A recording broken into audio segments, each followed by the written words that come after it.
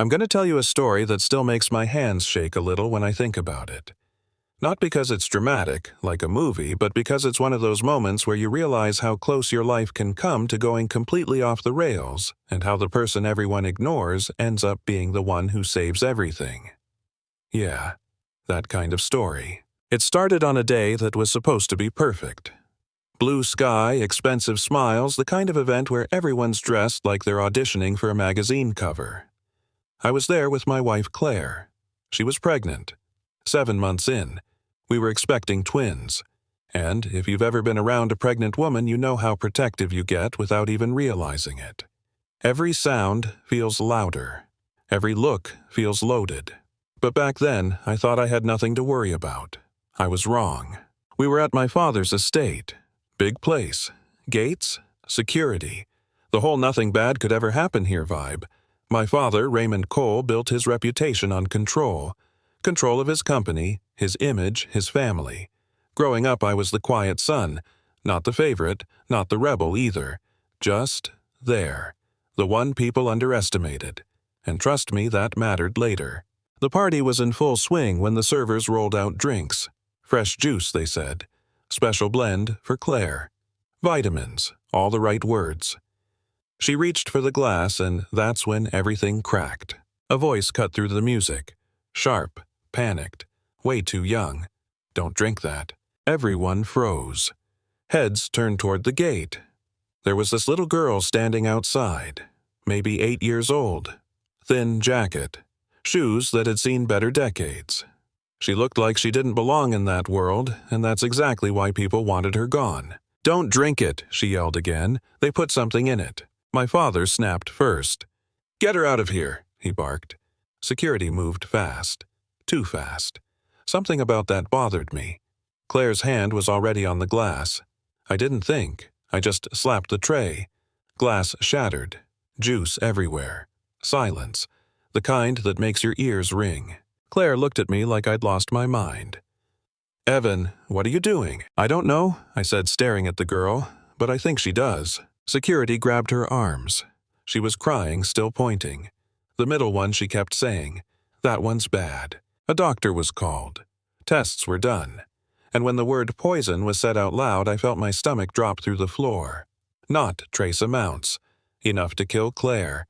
Enough to kill my babies. Right there, I stopped being polite. I stopped being the quiet son. I pushed through the crowd and told security to let the girl go. My father protested. "She's a street kid, Evan. She's unstable." I looked him dead in the eye and said, "So am I right now.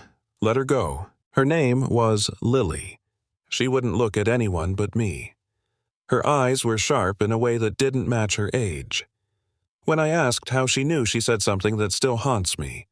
I see things before they happen. My mom said it was trouble, but also a warning. Then she said her last name, and my world tilted. It was the same last name as a woman I loved years ago. A woman my father made disappear from my life.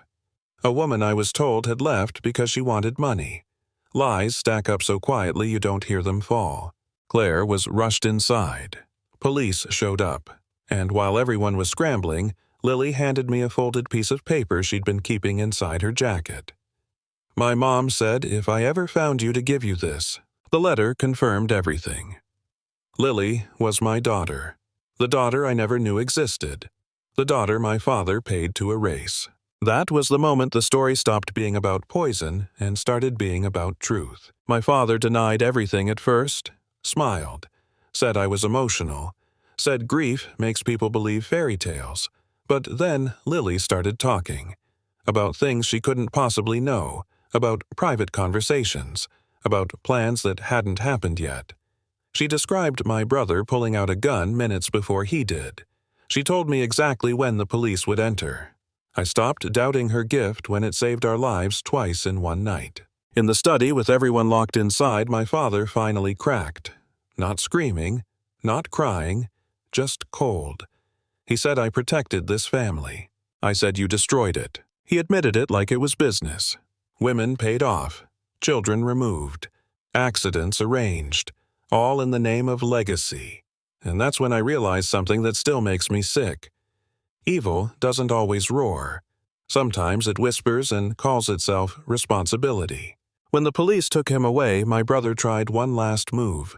Lily warned me seconds before it happened. A gunshot. Chaos. We survived because I listened to a kid everyone else dismissed. After that night, nothing went back to normal. It got harder. We learned there were other kids, other families, children stolen and renamed, babies declared dead who were alive somewhere else, and Lily, my daughter, became the key to finding them. She remembered details adults ignored. Little things. And little things saved lives. I watched her sit with investigators calm and steady while grown men broke down crying. I watched families reunite. I watched parents hold children they thought they'd buried. And I watched my daughter carry all of it with a strength I didn't know how to explain. People ask me how I feel about my father now, about forgiveness, about blood. Here's the truth. Blood doesn't mean loyalty. Power doesn't mean right. And the person you underestimate might be the only one brave enough to tell the truth. Claire and I built something new after that. A foundation. A place to help families find each other again. Lily helped name it. She said love shouldn't make families smaller, it should make them bigger. Hard to argue with that. So here's my question for you. If you'd been there that day, would you have listened to a child everyone wanted silenced? Would you have believed her over the people in suits over your own family?